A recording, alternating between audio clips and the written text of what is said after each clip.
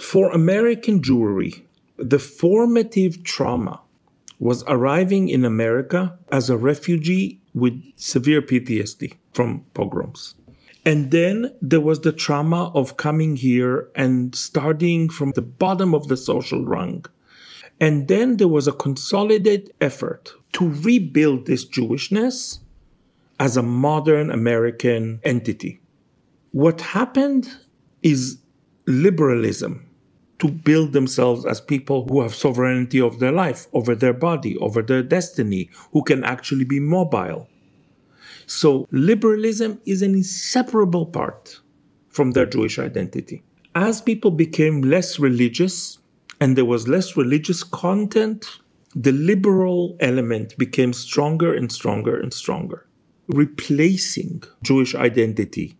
And then the radical left turns on them and becomes anti-Semitic. Now, where are these kids going to go?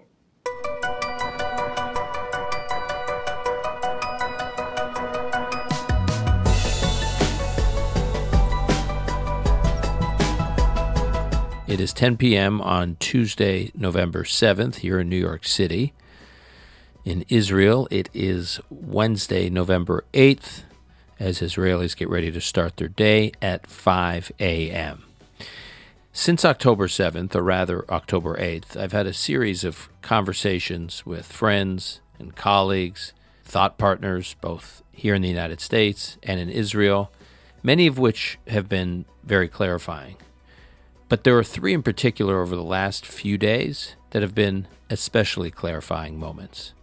The first was on Saturday night. There was a gathering of Israeli Americans, Israelis who live here in New York City, to hear my friend Lior Raz give a talk. Lior Raz is the co-creator and the star of the television show Fauda and some other productions, and he's a character in my new book. And Lior was in town to speak to these Israelis here about some very important relief efforts and work being done in Israel to help with the recovery and help put the country back together post-October 7th. I actually was one of the only non-Israeli Americans at this event, and a number of the Israelis came up to me and I would express to them how horrified I was by what had happened on October 7th, and I was trying to see how they were doing, and I was trying to console them. And after a while, more than one of them said to me, "Hey, we'll be okay. It's going to be tough. We've gone through the most brutal experience any of us could have ever imagined in our lifetimes. But we Israelis will be okay." They kept saying that, or a version of that. And then they would say, "But what about you Americans? We're worried about what's happening here. What's happening in the United States?" They looked at what was going on with college campuses and debates in the press and these protests in major cities with a sense of, like, it was also perplexing, and that the whole situation in the United States was not what they thought the United States was, or at least for Jews. They thought there was some kind of derangement going on. That was one exchange. A second one was with Ruby Namdar, who's an Israeli-American author who lives here in New York City, who has been very active in liberal circles for most of his adult career and has been shocked by what he's experienced since the Hamas massacre on Jews. He's been shocked by what he has seen. He's been shocked by the sense of abandonment by people and movements that he thought he had been closely intertwined with and allied with forever. Ruby, more than most, really expresses what so many in the Jewish diaspora are experiencing today. And so we recorded that conversation, which we will play momentarily. And then the third clarifying moment was moments ago, when I read a column by Bret Stephens, who's a frequent guest on this podcast. And minutes ago, he posted his new column in the New York Times. I'm not going to read the whole column here, although I highly recommend that you do. I'll post it in the show notes. But basically, Bret sets up for his readers that we Jews should start living every day like it's October 8th. And to set up the piece, he reminisces that after September 11th, there was a sign somewhere at Langley at the CIA that read, "Every day is September 12th," meaning as Brett explains, the national security community in the United States had to start thinking in every way they operated around the world to protect America's national security as though they felt the same way they did, that same level of vulnerability on September 12th, 2001. And so then Brett uses that as a device to argue that Jews in the diaspora should start leading their lives every day as though every day is the way we felt on October 8th, 2023. So I'll just read here a few paragraphs from the piece. Brett writes, and I quote, "There ought to be a similar sign," meaning every day is September 12th, the CIA sign. "There ought to be a similar sign in every Jewish organization, synagogue, and day school, and on the desks of anyone, Jewish or not, for whom the security and well-being of the Jews is a sacred calling. Every day is October 8th. What was October 8th? Brett asks. It wasn't just the day after the single greatest atrocity against Jews since the Holocaust, an atrocity whose details were impossible to miss because the perpetrators made sure to film them. It was the day when the atrocity was celebrated, not just in places like Tehran, but also on the streets of Manhattan and on too many college campuses. And it was the day in which, instead of it being universally denounced by institutional leaders, we began to see it often ignored or addressed in belated and carefully parsed statements of regret. On October 8th, Jews woke up to discover who our friends are not. And then Brett goes on to describe all the friends that are not actually the friends of the Jews, or at least not anymore. And he writes, "Our friends are not those who, until recently, never mentioned that Gazan casualty figures come from a health ministry run by Hamas, a mistake they would never make if, say, they were relaying figures produced by the Russian government, or who describe the people murdered on October 7th as, quote, Jewish settlers, never mind that they were living in towns and kibbutzim that are part of sovereign Israel, or who speak of people who murder babies and kidnap elderly women as, quote, fighters or militants." And then this paragraph, which I think will resonate with many friends of mine who I've been having conversations with, whose children are currently in colleges at some of these elite colleges that have become hotbeds for anti-Semitism and in some cases anti-Semitic violence, or friends of mine whose children are thinking about applying to college, or friends of mine whose children are applying to college soon. Brett writes, "Our friends are not at universities where every third building seems to be named for a Jewish benefactor," meaning Jewish donors building out much of the physical infrastructure of these universities. He writes, "Schools like Stanford, which now defends the right of students to chant from the river to the sea on free speech grounds, are often the same places that, only recently, barred a student from campus for, quote, racist social media posts. Free speech is fine as a standard, not as a double standard." The list could be longer, and in fact it is. He goes on to cite a bunch of different places and people that we should all know now are not our friends. But he says, knowing who our friends aren't isn't pleasant, particularly after so many Jews have sought to be personal friends and political allies to people and movements that, as we grieved, turned their backs on us. But it's also clarifying. More than 3,800 years of Jewish history keeps yielding the same bracing lesson. In the long run, we're alone. In the long run, I just want to say it again, in the long run, we're alone. That is exactly how I have felt these last 30-plus days. And as I mentioned, my friend Ruby Namdar captured for me this newfound loneliness more than most. I think he's feeling it more than I am because of the community he's been more prominent in than I have been, and the sense of abandonment he feels. But I'll let him explain it rather than trying to explain it for him. Just a little bit on Ruby's background. Ruby Namdar was born and raised in Jerusalem to a family of Iranian-Jewish heritage. In fact, he has written quite eloquently and has talked to me about his experience on October, Yom Kippur, 1973 as a 9-year-old boy, seeing on television Golda Meir announcing that Israel was under siege, and the trauma that he experienced then and the similar trauma he's been experiencing since October 7th. Ruby's first book is called Haviv, which came out in 2000, and it won the Israeli Ministry of Culture's Award for Best First Publication. His novel, The Ruined House, which I highly recommend, has won the Sapir Prize, Israel's most prestigious literary award. Ruby, as I mentioned, currently lives in New York City with his wife. He has 2 daughters, and he teaches Jewish literature, focusing on biblical and Talmudic narrative. Before we get to our conversation with Ruby, just one housekeeping note. Today is what they call in the publishing industry pub date. Yes, today is the date that my and Saul Singer's new book, The Genius of Israel, The Surprising Resilience of a Divided Nation in a Turbulent World, is being published. It's now actually available at your favorite bookstores, at barnesandnoble.com, at amazon.com, wherever you order your books.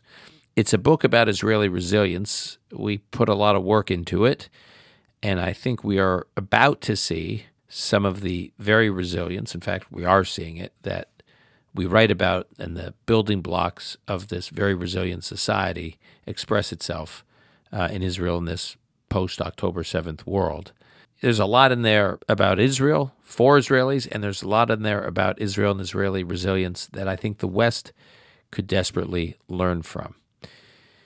As I said, it's the same resilience we're seeing across Israeli society, to include Haredi Jews trying to enlist for the IDF. We're seeing it from secular Jews who were on October 6th deeply oppositional to the Israeli government and today are locking arms with the Israeli government, not on political policy, but just on working with them to help support the effort to defeat Hamas and secure the country's borders. Jews from the East, Jews from the West, really all across society, even those who get less attention is the Israeli Arab community. We write about them quite a bit in our book, and I think there's some very powerful stories happening right now in Israel. To get a taste, actually, we have a piece right now up in the Free Press that just posted tonight, which is Barry Weiss's news platform. I'll include that piece in the show notes, but some really inspiring stories if you're looking for a dollop of hope and optimism. We have it, and it, like I said, it affects all these different communities in Israel.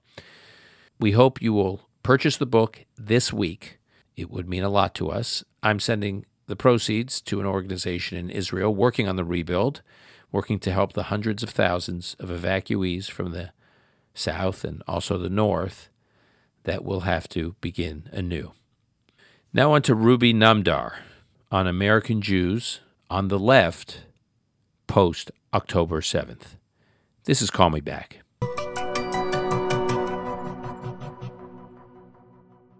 And I'm pleased to welcome to this podcast for the first time Ruby Namdar, who is, as I mentioned in the introduction, is an Israeli and a New Yorker and an author and a very deep thinker generally, but especially during this traumatic time. Ruby, thanks for being here. Thank you. Thank you for having me. I want to start by apologizing in advance for practicing some pretty harsh, some pretty tachlis identity politics in my very first question. All right, so I just want to get this straight. All right, You're a New Yorker, you're Jewish, you're a liberal, you're an award-winning author. So by any lights, you're just another Upper West Sider based on that criteria. Yeah, but you're also an expat Israeli who moved here from Israel 25 years ago. So this national trauma that Israel has been experiencing has been, I think, pulling on all corners of your identity. And being the introspective individual that you are, how did you personally experience October 7th and the ensuing weeks?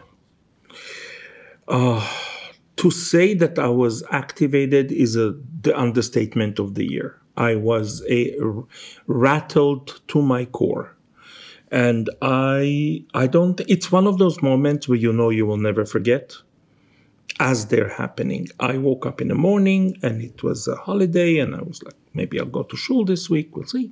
I picked up the phone and I saw, and listen to this, I saw the number, 40 dead. War in the south, milchama badarom, 40 dead, 40 harugim. And this number, 40, which now seems to us to be like, oh, I wish it was only 40, was so shocking to me. It was so wounding, jarring, just to see this kind of number on one morning, on a Boker Shel Chag, on a morning of a holiday. And, you know, my mind went immediately to one of my early childhood memories, the Yom Kippur War when I was 9. I really relived that moment in a strange, visceral way. Sometimes I write about this stuff in my fiction, but then I fictionalize it. This time I was my own literary character. I really was shot back to the afternoon of Yom Kippur, October 1973, when I was 9. It was even more than that jarring sound of the siren that tore into the quiet, and the out-of-worldly quiet of Yom Kippur, where everything stands still. Then suddenly into this tore a horrific sound of a siren. And as an Israeli, you know when it's a siren when it's supposed to stand and remember the dead, and you know when it's a siren when you're supposed to hide so you're not one of the dead. But the most important then, it was the evening of that time where I saw on TV Golda Meir's famous speech with a quivering voice. She looked like an old, defeated woman. And I looked around me. I was 9 years old, and I was never the same because I saw my grown-ups, the family, looking completely lost, not sure that we will survive. And I have to say that I have not had this feeling until the morning of this October 7th of 2023, when I picked up the phone and I had a sinking feeling that this is actually an existential crisis, not in the psychological way, but actually, that we may not survive. I want to stay on that for 1 sec, because between 1973 and 2023, there were a lot of shocks. Nothing like that. Okay, but you had the first Lebanon War. Mm-hmm. You had the second Lebanon War. Mm-hmm. You had the second Intifada in the early 2000s, where an enormous number of Israelis were killed over a sustained period of time, suicide bombings, the Dalvanarium in Tel Aviv, where these kids, teenagers, were getting slaughtered, blown up.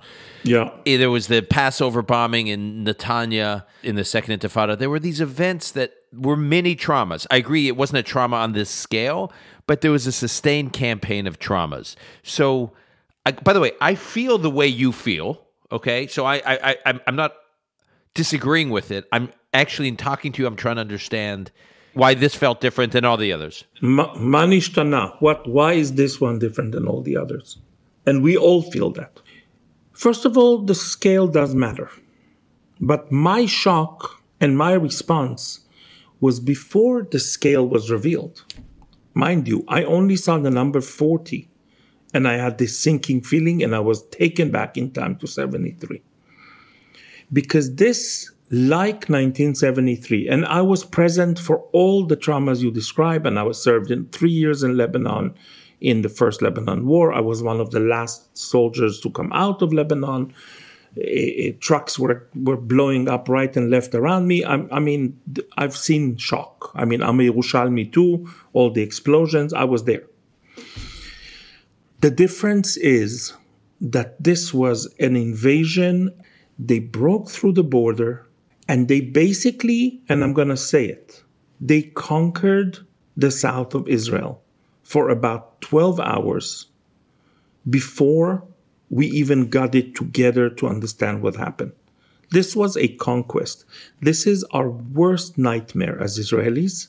It is not only the women and children that were violated sexually and otherwise. The whole country was violated by Hamas in a way that is, I'm just going to say it, akin of a rape. A violation of the very body of the country, and that is the trauma. We are used to burying our dead. It's a terrible habit that we got into, and when they're young. But this is a different thing. Well, I would argue the other difference is, other than the suicide bombing campaigns, other wars that Israel has experienced, the two Lebanon wars, even the Yom Kippur War, they were conventional. I hate to say it, they were conventional wars. They were soldiers fighting soldiers. In the Yom Kippur War, as terrible as it was and as many casualties as there was not a sense that civilian areas were going to experience mass slaughter, not to mention rape and torture and live burnings. And there was something about the vulnerability of just like these civilian communities, these peace-loving civilian communities. These are communities where the people who live there have done more. You couldn't find people who've done more for reconciliation and coexistence and a coexistence with the Palestinians, and then just watching these civilians get slaughtered en masse in their homes, in their bedroom, around the breakfast table. One of the great traumas of diaspora Jewry was the fact that pogroms did not happen on battlefields.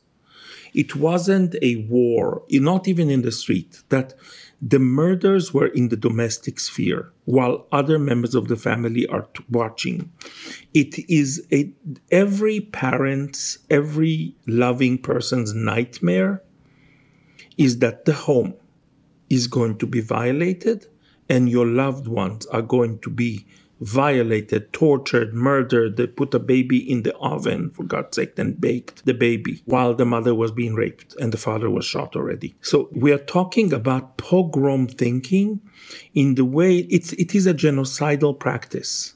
They want to enter your nightmares. And they did. Think of yourself, Dan, and I'm sure that like myself and like every Jewish parent here, you are full of anxiety about the kids because, every normal, right? Now think of somebody coming and planning this so that they can tug on every one of your nerves, of your instinct to protect the cubs, instinct to protect your children. This is what they did. We have basically experienced a limited genocide on October 7th. And this is exactly then, way before the first Israeli bomb fell on Gaza, that the global left, and much to their shame, some of the Jewish left, started shouting, Israel is committing genocide, Israel is committing genocide. This word did not appear from thin air. There was a genocide in October 7th, but it was a genocide in the Jewish settlements around Gaza. Okay, I want to come back to that. Before I do, just to your point about how cleverly sinister the nature of the attacks were, the ways you're describing. And I think about this at least once a day and usually many times a day. And I will tell you about the one I saw this morning was a photo of a baby, of an infant named Kfir Bibas. I hope I'm pronouncing the child's last name correctly. Kfir was kidnapped to Gaza, this beautiful little baby, who was kidnapped to Gaza by Hamas, is always referred to, according to this post, is always referred to as the 9-month-old baby.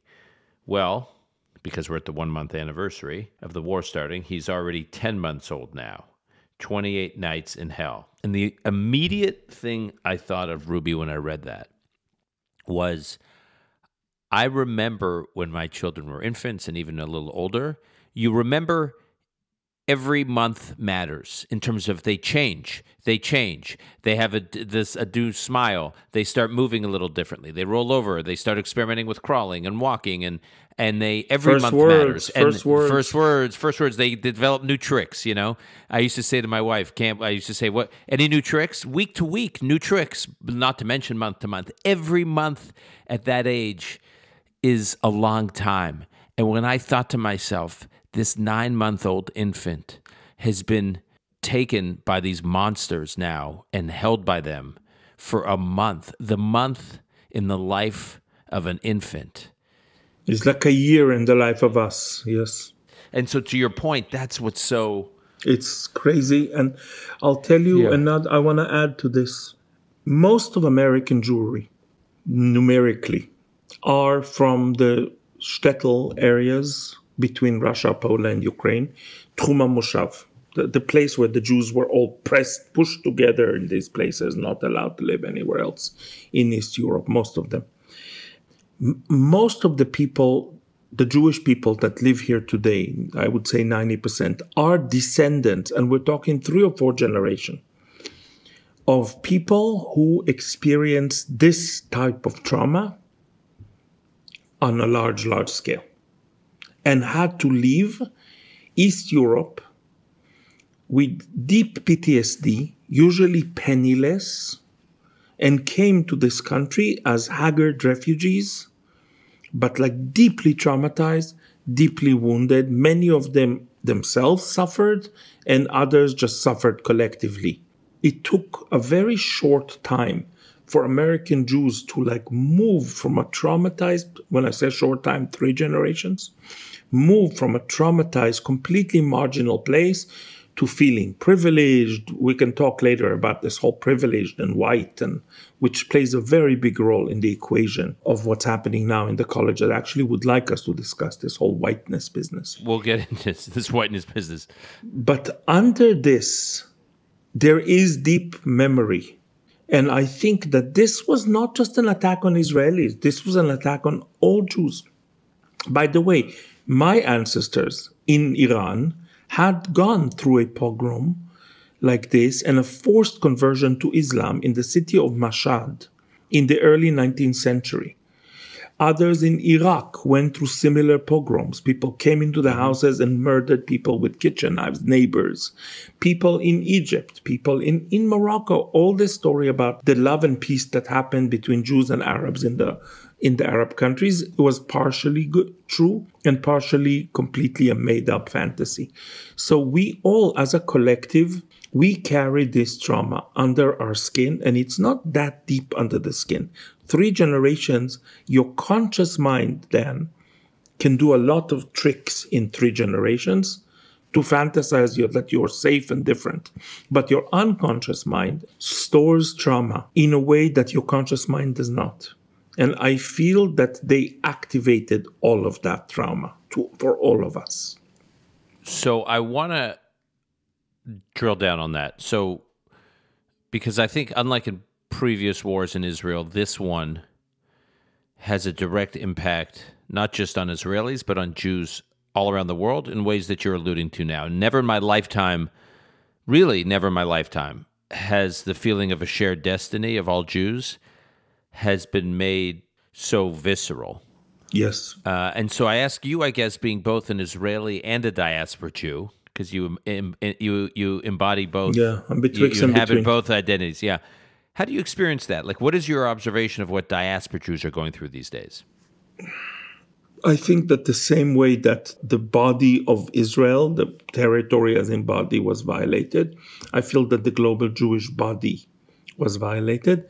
And all the responses, the heightened responses of Jews all over the world, and they're not just responses of support for Israel, we're going to talk about that, are shock responses of a violated body. This was not yet another terror attack in Tel Aviv on one club. This was a very well orchestrated pogrom.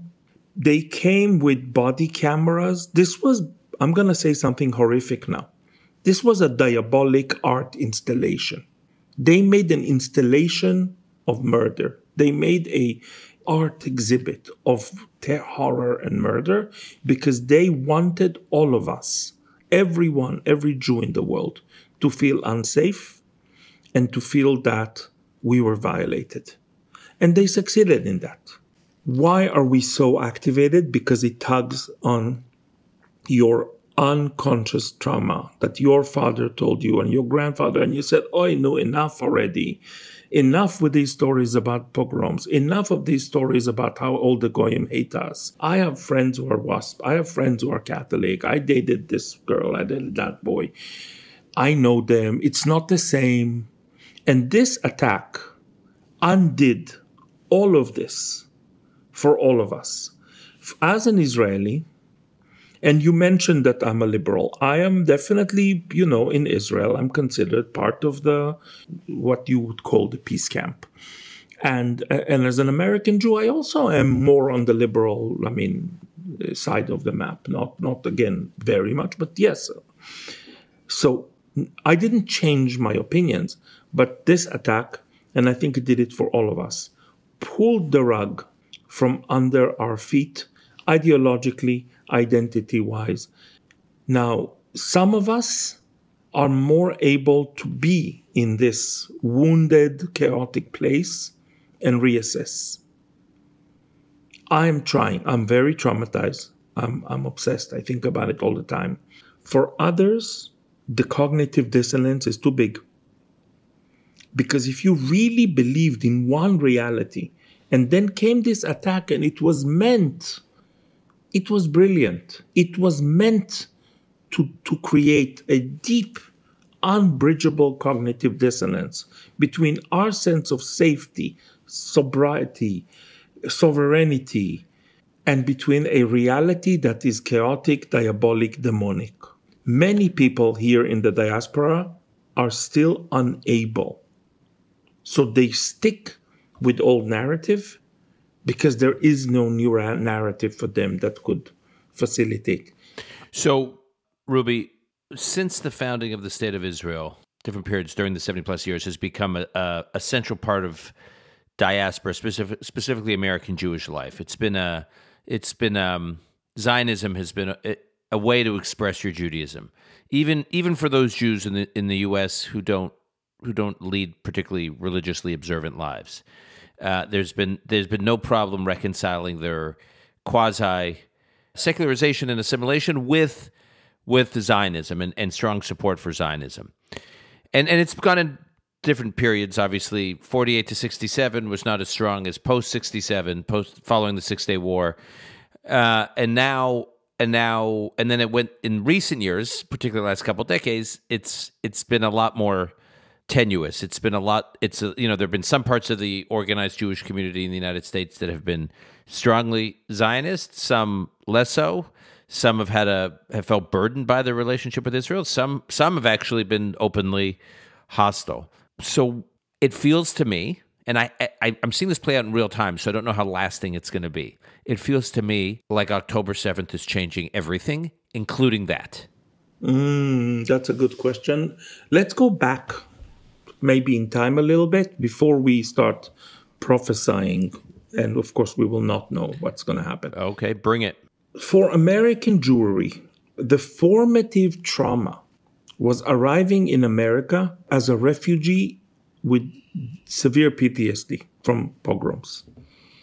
And then there was the trauma of coming here and starting from a very different place, like the bottom of the social rung, in crime-infested and extreme poverty. Many of the Jews lived in slums that, were just at the Lower East Side that isn't so hip now, and you go to Yon Shimmel and you eat a knish and whatever. These were terrible places. Poverty, prostitution, violence, gangs, everything that has to do with poverty culture, the falling apart of the family institutes, the falling off of the religious and cultural wagon, everything. And then there was a consolidated effort, very impressive, to rebuild this Jewishness as a modern American entity. What happened is liberalism that was part of what in America, what they did not have in Europe.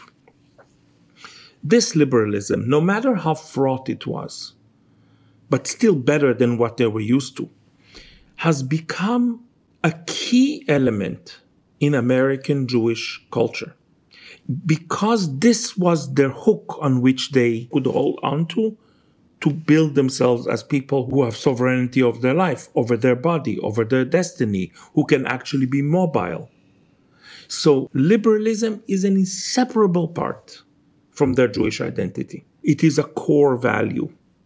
As people became less religious and there was less religious content, the liberal element became stronger and stronger and stronger, until it became in some place really the only thing. So we have to understand that there was a certain clinging to the liberal ethos, in a way replacing the thick, multidimensional Jewish identity of Jews before that.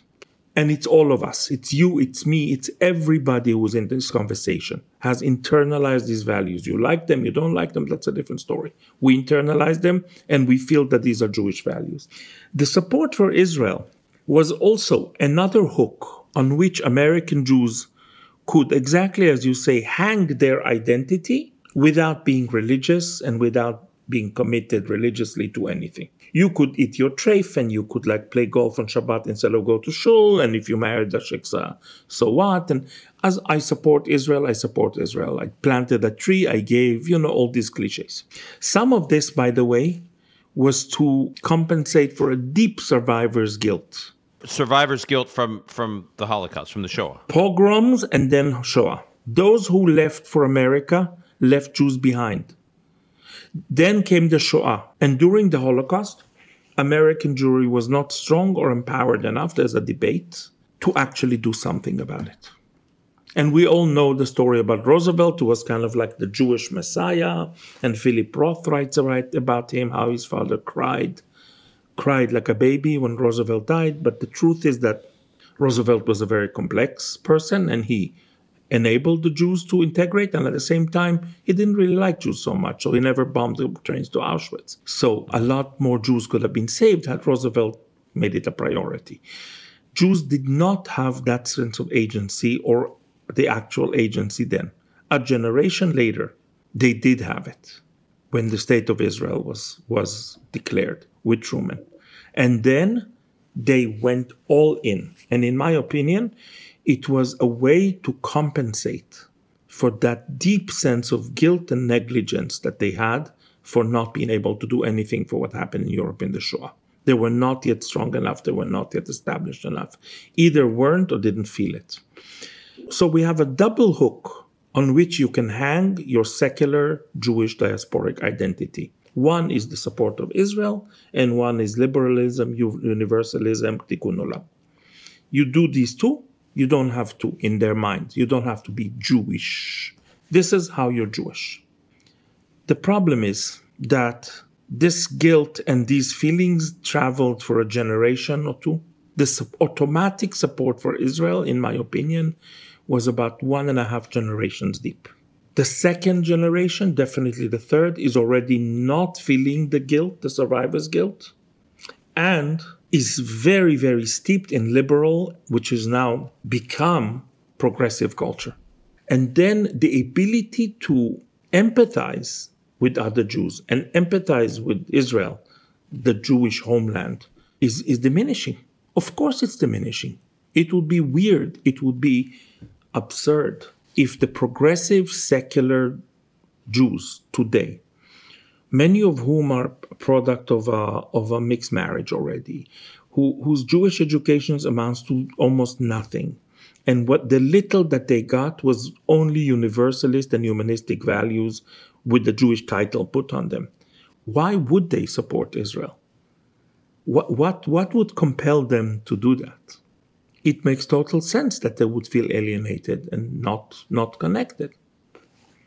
I've heard you say, or heard you describe, young Jewish students today on college campuses, and I guess to some degree at non-Jewish high schools. Yes. You've described them as hostages of woke culture. What do you mean by that? It's a harsh term and provocative. I'm aware. I used it provocatively. I just found the horrific comparison between the hostages that we actually have, the Israeli hostages, that are at the hands of the Hamas, and that it made me realize that a large part, not all of the Jewish youth, by the way, but a very large part of Jewish American youth is held hostage in a different way, of course. I don't want this analogy to make the horror of what's happening in Gaza seem, I don't want to really compare, but it made me think about that, because what happens is the following. Many of us, or you, or whoever it is, many of American Jews sent their kids to non-Jewish schools, the fancy public schools and of course the fancy private schools.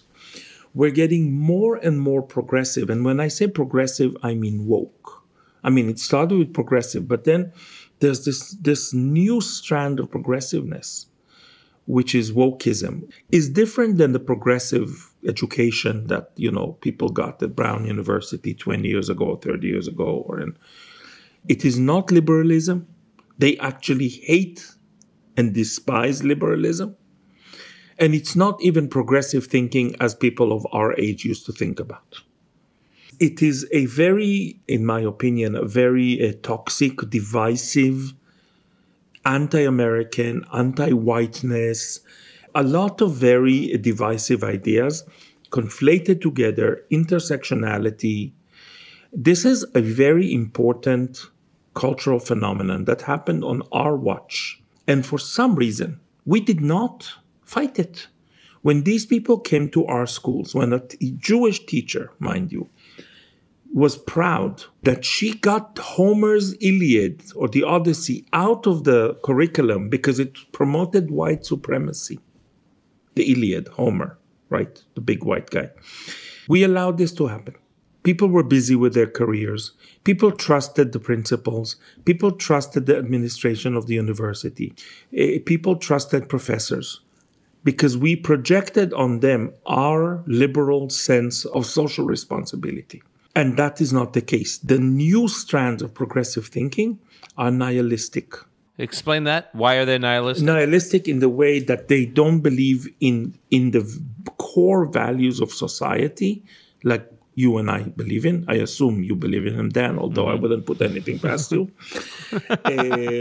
Such as free speech, such as a balanced reporting, such as things that we think are the core of civil society. They view them as counter-revolutionary, as things that help the racist, oppressive system. And this takes us back to the early days of communism. This is basically, all this thinking is an offshoot of Marxist thinking, and in which everything that doesn't promote a revolution becomes counter-revolutionary and therefore must be annihilated. Now, we allowed this to happen on our watch. This is our generation. It's our fault.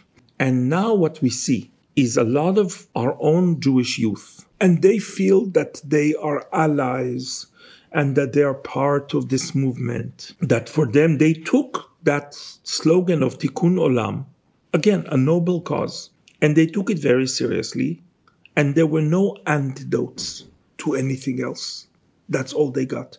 And now they're there in the universities, alone, surrounded by people who thought they were their friends, or they still think that they're their friends, with immense pressure on them to say that Israel is genocidal and Israel is the worst culprit of everything bad in the world. A while ago, a Jewish student at Wesleyan University, a few years ago, wrote something in the Wesleyan paper where she said that university should drop everything else and focus on the two most dire problems that humanity faces today. Dan, you're a wise man. What do you think these two problems are? Systematic racism.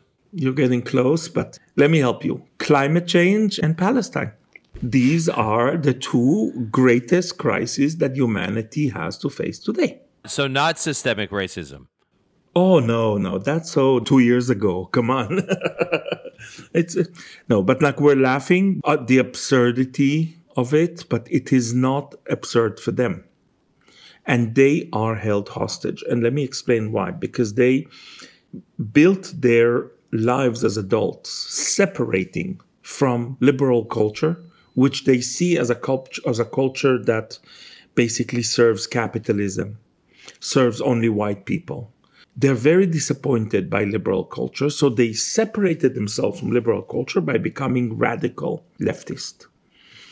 And then the radical left turns on them and becomes anti-Semitic. Now, where are these kids going to go? One of the things that were the biggest shocks for me on the days after the attack on October 7th was a certain silence on social media from almost all the progressive Jewish side of the map. Us, the liberal Jews, the conservative Jews, the Jewy Jews, the older Jews, basically, we were frantic. On the left side of the Jewish social media, there was a still silence, the sounds of silence. Nobody could say a word. Why? One, a great dissonance. In their minds, they've been told that there's an oppressor and there's an oppressed. The Zionists are white and oppressors and colonialists. The Palestinians are brown, colonized and oppressed. It couldn't be that the oppressed is going to do these atrocities. It doesn't work in their mind. When a person, a normal, healthy person, is faced with a cognitive dissonance, and this is like Freud 101, the first thing to do is to deny. The brain, the mind protects itself. The brain cannot live with cognitive dissonance. It's very few people that are able to stand in this raw place and see everything they believed in torn apart and still stand there and try to see a new reality. Most people are going to run back to try to live in the old reality. So if you see the pictures of the kidnap on a wall in campus, you must tear it. But also, if you said one word in social media about the rape, murder, brutal, terrible atrocities that happened to Jews in October 7th, your friends in the left are going to call you, they're going to use the Z word on you. They're going to say you're a Zionist. And you are so screwed once you were labeled a Zionist. It's worse than any other curse in their world. So they are held hostage. They're held hostage by their own set of beliefs and also by the milieu that they were associated with until a month ago. The worst happens in the art world. I hear terrible stories in the art world. The art world apparently has released all the demons. And I speak with Israeli artists, Jewish artists. I have a lot because I teach at an artist residency. So I have a lot of friends younger than I. And what's happening there is truly monstrous. There's not only ignoring what happened, there's open gloating. They say we had it coming. They make memes. There's a Palestinian, apparently, I've never heard of her, but she's apparently very famous artist called Emilia Jassir. And this artist, Jassir, had posted a meme making fun of an old woman that was kidnapped, saying she looks happy. Maybe she thinks they're going to feed her a delicious Palestinian dish now. This a woman, an artist.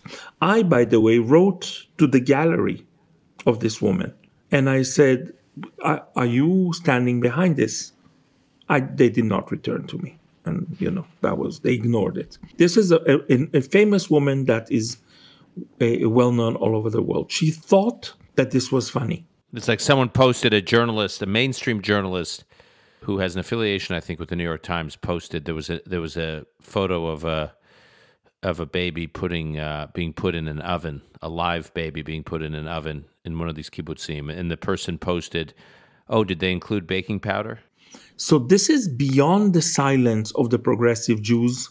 By the way, they woke up 2 days later when it was beginning to be clear that Israel is, of course, going to retaliate. Then they could run back to their comfort zone and started posting pro-Palestinian posts and also warning the world against the Jews committing genocide. Now, this was fascinating, that because October 7th was actually a genocidal moment, and these were genocidal practices, the word genocide popped into the discourse and became central to it before the first Israeli bomb fell on Gaza.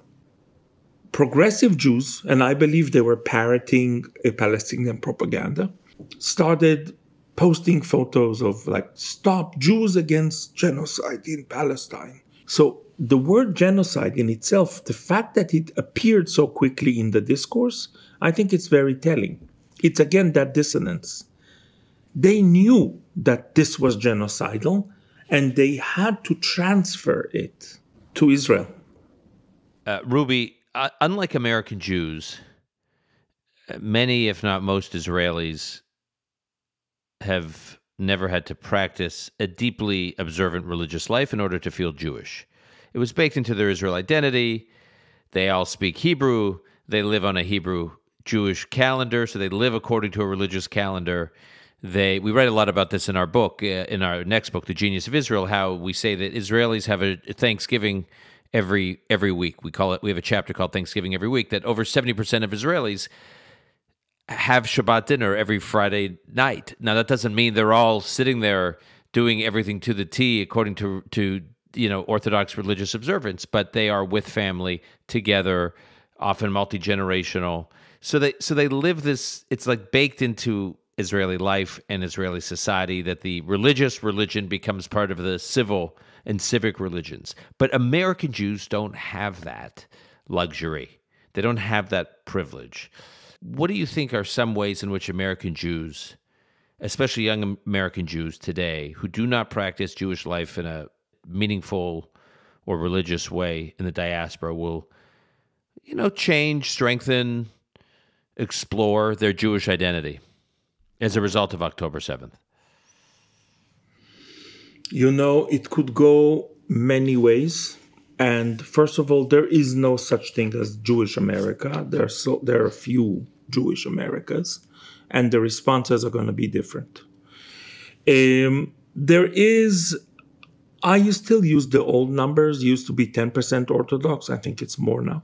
And then there's a lot of others who have been already 2-3 generations away from this world and are deeply secularized. And the synagogues that they may or may not go to once or twice a year has very little connection to the kind of synagogue that, I don't know if you go to synagogue, but the kind of synagogue I go to, or the people that go in Israel, and there's no Hebrew, and the prayers are different, and a lot of the emphasis is on, again, tikkun olam and progressive thinking.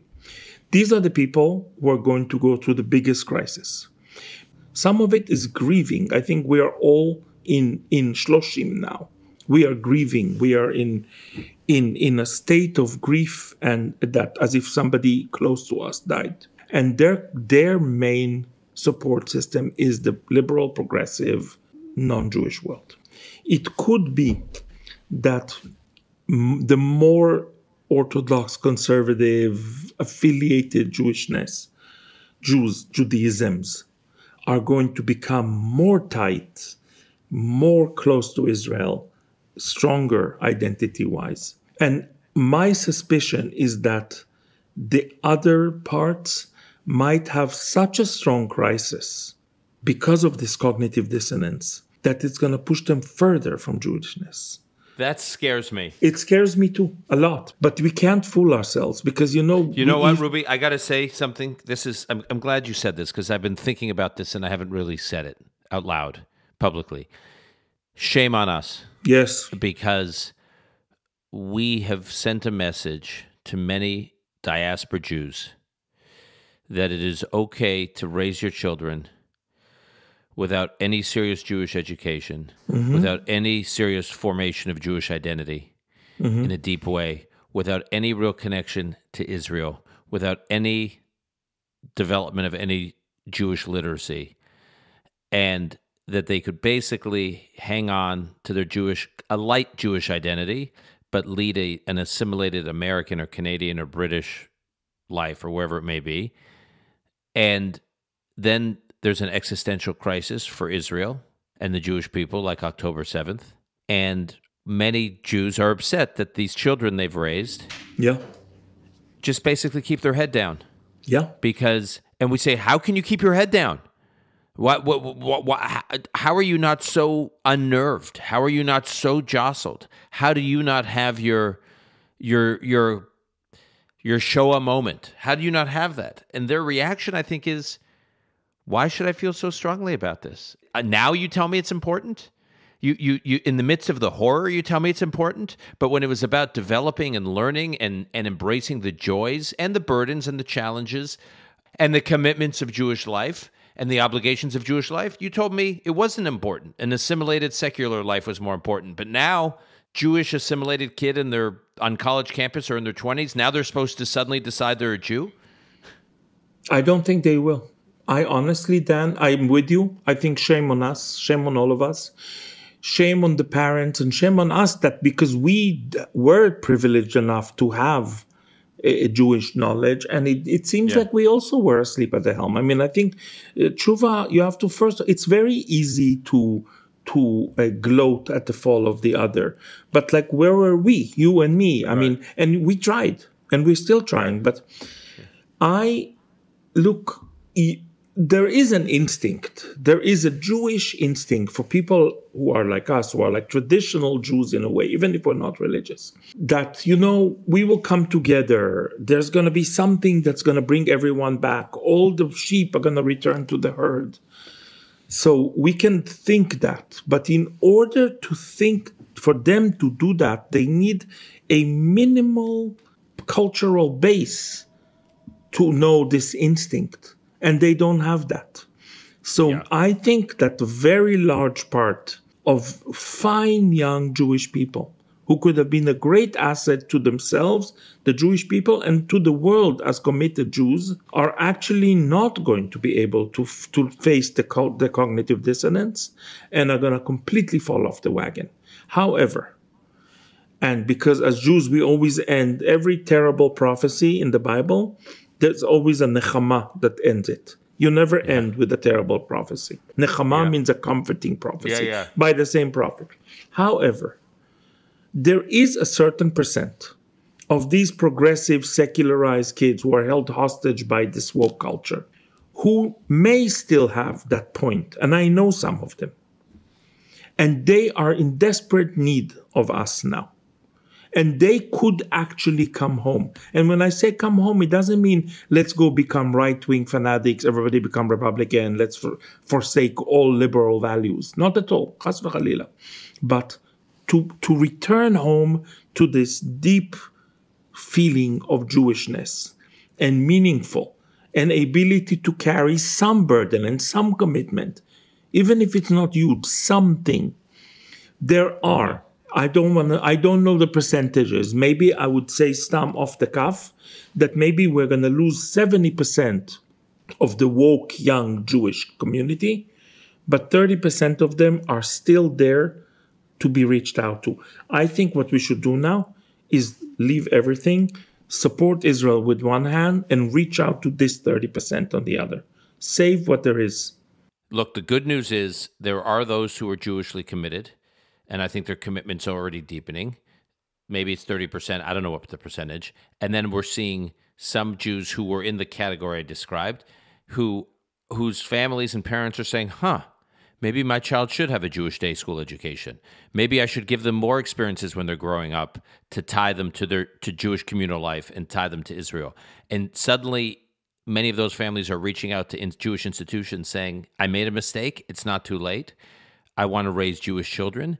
We have to capture those kids. We have to give them a home.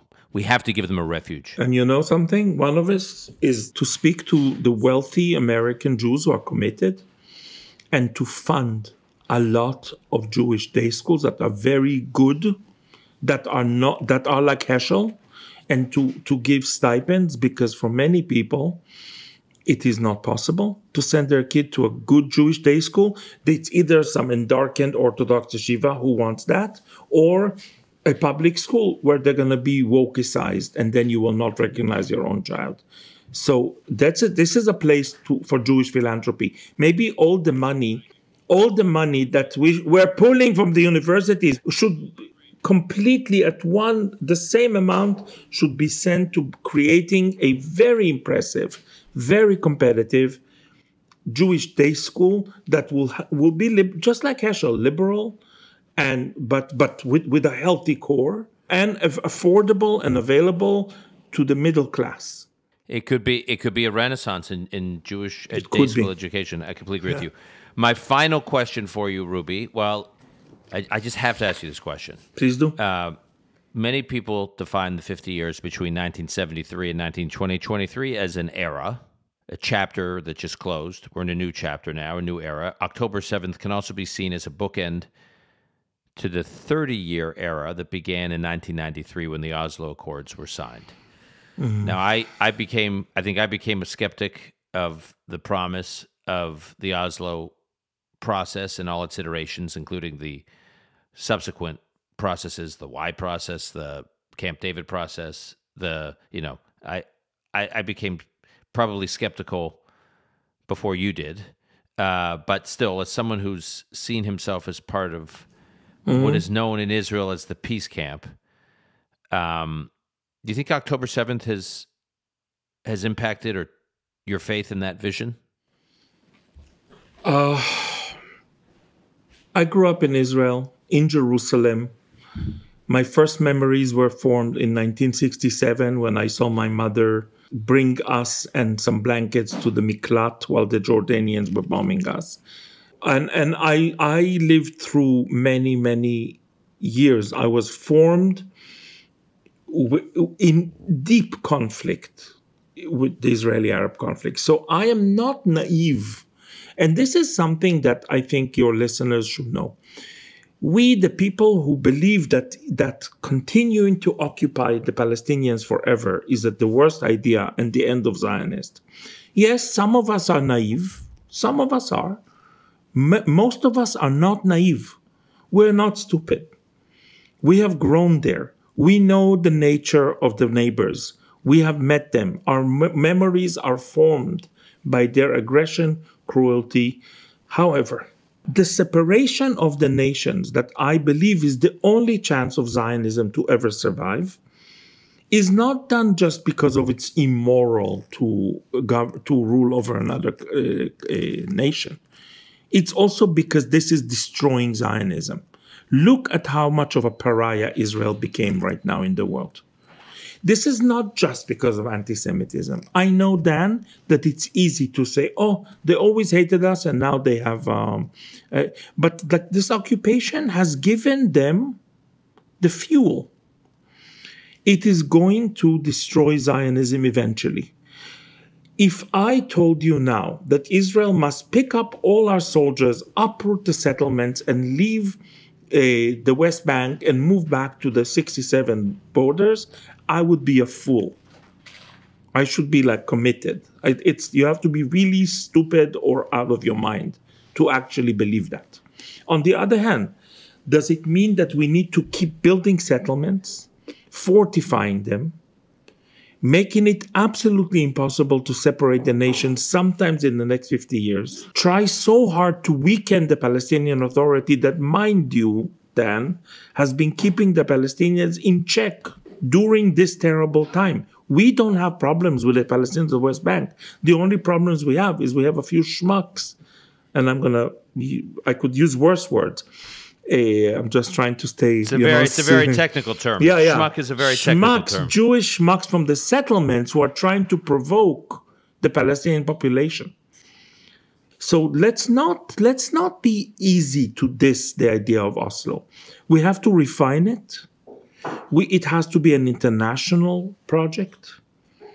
We have to bring the new allies. I have great hopes from Saudi Arabia. They could be a key to some solution in Gaza. I feel that I not only didn't this make me want to keep conquering millions of Palestinians for the rest of history, this made it more urgent for me to think of creative but sane, but realistic, adult solutions to how do we separate from the Palestinians. But it is a very refined adult. It may take 50 years. It has to be an ongoing effort to eventually separate the two nations. I believe that the two-state solution is the only way in which Israel will survive and Zionism will survive. It's just not going to be as simple as we imagined it to be. Or anytime soon. It could be a 50 or 100-year project, but the work has to begin now, and the goodwill needs to begin yesterday, not the ill will. And I must tell you, the right-wing governments of Israel have been practicing a lot of very ill will vis-a-vis the Palestinians. I agree with most of what you've said on this podcast. I just want to draw a sharp line here, because even if you think there has been stupidity advanced by certain Israeli politicians, which there have been, if not outright malevolence. There's also a beautiful combination of both. There can be stupid elements. Okay, but I just want to be clear that what we saw unleashed, the barbarism we saw unleashed on October 7th, has nothing to do, nor is it a response to that stupidity and malevolence. This is a whole other level of genocidal ambition that is not about. Yes, and this is an important point, and I actually would like to agree with you and say it. I definitely support in the long-term solution that will create a two-state solution. I do, and I'm firm in this belief. At the same time, what happened in October 7th is not connected to the liberation of the Palestinian people for a variety of reasons. One is that Gaza has not been occupied by Israel for many, many years now, which is it's a fact that is strangely omitted from the conversation. We are not conquering Gaza. Gaza is not occupied. Gaza has been governed by Hamas for many years now. There's no Israeli soldiers there. So this is not about the occupation, because there is no occupation in Gaza. Number two, Iran. Iran is behind this. Everybody knows it. This level of execution is not Hamas level. This is the Revolutionary Guard level, because they are very sophisticated. This is a deep Salafi Islamic belief that as long as an infidel holds rule over the mosques and over any Muslim, the Muslim movement has to eliminate that rule. They did it with the Crusaders, and now they do it with the new Jewish Crusaders. If occupation means that there's going to be any Jewish sovereignty at all in the Middle East, then it's an occupation. But given the fact that we have no intention of giving up on our Jewish sovereignty in the Middle East, if only for the mere fact that there's nowhere else for us to go, then this is not about the occupation. And this distinction needs to be made, and I don't feel it's being made enough. So we could talk about this forever. We could. I think there may be some of that, but I think it's what we're seeing reveal itself is the oldest hatred, anti-Semitism, and whether Israel's in Gaza, whether Israel's out of Gaza, the moment the Jews are under siege, sadly, throughout history, like in every century, there's this incredible pile-on. And I didn't think we'd see the pile-on this way. I really didn't. Yeah. We thought it ended. And I didn't think we'd see it with such a lack of subtlety. I thought it would be an effort to be more nuanced. I know that sounds crazy. It's not. There's nothing subtle about it. No. That's what makes me, honestly, Ruby, it makes me as a Jew feel so vulnerable, is the lack of subtlety. Because it's like there's no cost. They're just, it's in your face. Yeah. And they could, because they think they can get away with it. They can get away with it, but in some ways, I'll tell you what it could be. It could strengthen you because, okay, now you know where you're standing. The ambiguity is what weakens us. And now you know where you stand. And we are survivors. We are survivors. We're tough. I'm going to just say it, okay? We're tough motherfuckers, the Jews. Yeah. We are survivors. Yeah. But when we know, when there is clarity, now we gained a certain clarity. Let's become the tough motherfuckers. We know how to be.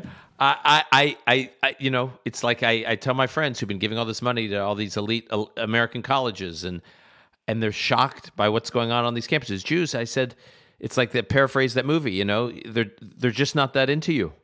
Like, now you learn. Like, you know what I mean? They're just not that into you. Like, they never really cared about you. They're happy to take your money.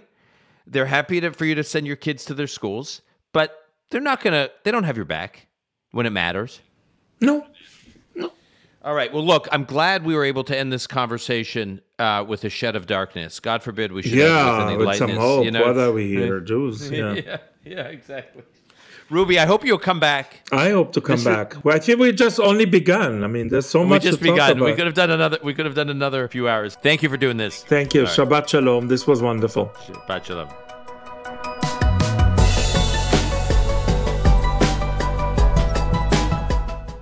That's our show for today. I highly recommend everything Ruby Namdar writes, but I'm going to post in the show notes a link to The Ruined House and also a piece he wrote on October 8th, actually, for The Atlantic. And then just one last reminder to please this week, go out and purchase The Genius of Israel. I think it will give you something to be hopeful about, and I think there's a lot of lessons in there for us here in the United States to learn from Israel. Call Me Back is produced by Alon Benatar. Until next time, I'm your host, Dan Senor.